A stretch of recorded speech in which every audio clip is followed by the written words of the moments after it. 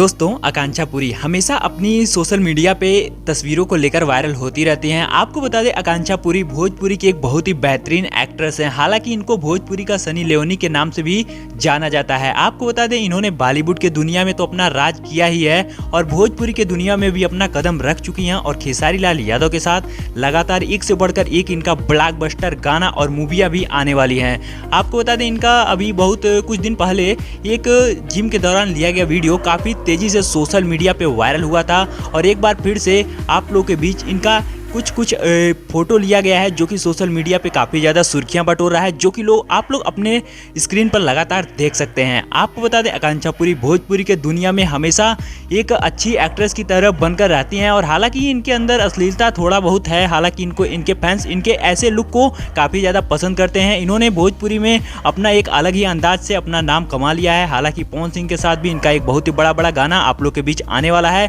तो आप लोग फटाफट से इस वीडियो को लाइक करके चैनल पर पहली बार हैं तो सब्सक्राइब करना बिल्कुल भी मत भूलिएगा, क्योंकि भोजपुरी से रिलेटेड कोई भी खबर होती है तो आपको सबसे पहले हमारे चैनल से बताई जाती है। तो हमारी वीडियो देखने के लिए बहुत बहुत धन्यवाद। मिलते हैं फिर से किसी एक और नए धमाकेदार वीडियो के साथ। तो तब तक के लिए जय हिंद, जय भारत, वंदे मातरम।